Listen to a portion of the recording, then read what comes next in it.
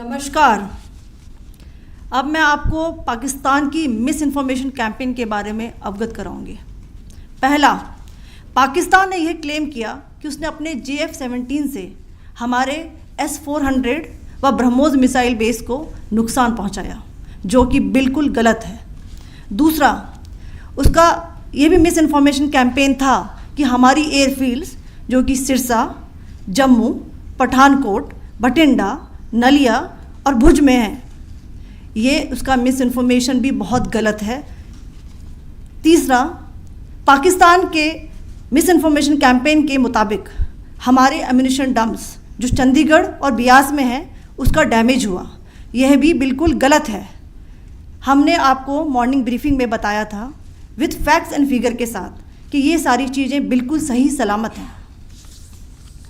अब मैं आपको बताना चाहती हूँ कि पाकिस्तान के एक प्रेस कॉन्फ्रेंस में ये बात की गई थी कि उनके सीनियर मिलिट्री ऑफिसर्स जो कि पूरी तरह से ये भ्रामक हैं और तथ्यों से दूर हैं कि पाकिस्तान की ओर से ये झूठा आरोप भी लगाया जा रहा है कि भारतीय सेना ने मस्जिदों को नुकसान पहुंचाया। मैं इससे बिल्कुल स्पष्ट करना चाहती हूं कि India is a secular nation और हमारी सेना भारत के कॉन्स्टिट्यूशनल वैल्यूज़ की एक बहुत प्यारी झलक है।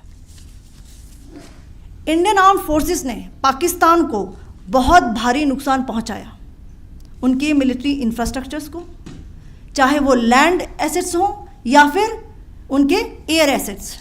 यही नहीं, इंडियन आर्म्ड फोर्सेस ने पाकिस्तान की एयरफील्ड्स स्कर्दू, जकोबाबाद, सरगोदा और बुलारी को बहुत नुकसान पहुंचाया। इसके अलावा पाकिस्तान के air defence system, radar system, उनको भी एयर स्पेस में अनटेनेबल किया। यह भी बताना चाहती हूँ कि लाइन ऑफ कंट्रोल के पास पाकिस्तान के command and control logistic installations और उनके मिलिट्री इंफ्रास्ट्रक्चर्स, मिलिट्री पर्सनल्स का इतना भारी नुकसान हुआ कि पाकिस्तान की ऑफेंसिव व डिफेंसिव कैपेबिलिटी को नष्ट कर दिया गया। अंत में मैं फिर से ये बात दोहराना चाहूँगी, इंडियन आर्म फोर्सेस पूरी तरह से तैयार है, सतर्क है और भारत की संप्रभुता और अखंडता की रक्षा के लिए पूरी तरह से कमिटेड है। धन्यवाद। जय हिंद।